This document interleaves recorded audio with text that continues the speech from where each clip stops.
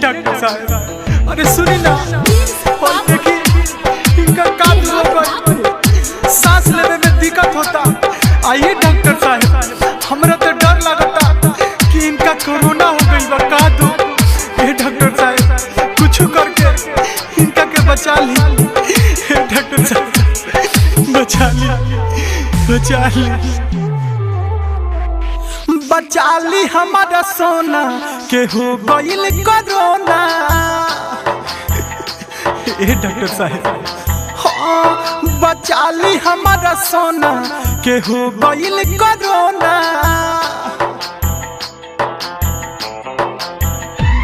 काहे कहरतानी देरी नहीं रहुओ मुहावा फेरी। काहे कहरतानी देरी नहीं रहुओ मुहावा फेरी। सुनी डॉक्टर साहेब जी जनी जाई होने कोना।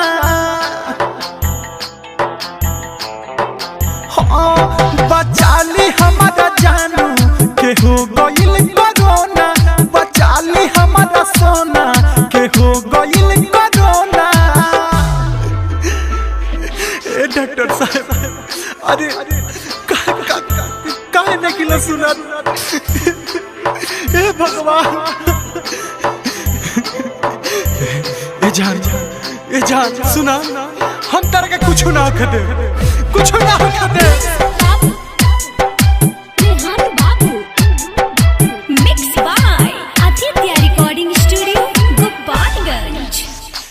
नहीं रही है तो हम कह करे संग ही जिए के रहे संग ही मरे। डॉक्टर साहब सुनी ना नहीं रही है तो हम कह करे संग ही जिए के रहे संग ही मरे। अब कुछ ना सोहाता खाली अखिया लोराता। अब कुछ ना सोहाता खाली अखिया लोराता। लागता डर हमारा इनका के दी खोना।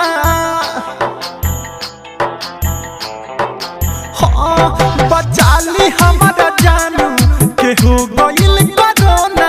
बचा ली हमारा सोना के हो गइल कोरोना।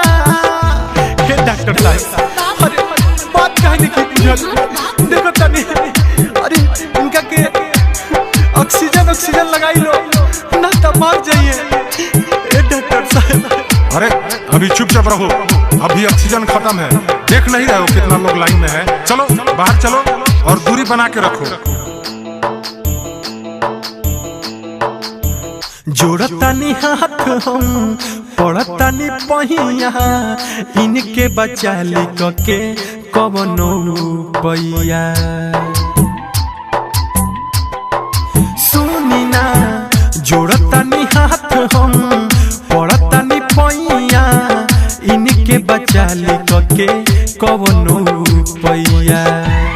अब सब दूर हटे केहू न जरी सटे। अब सब दूर हटे केहू न जरी सटे। से सनाथ दीपक हो केहू के दुख ही होना।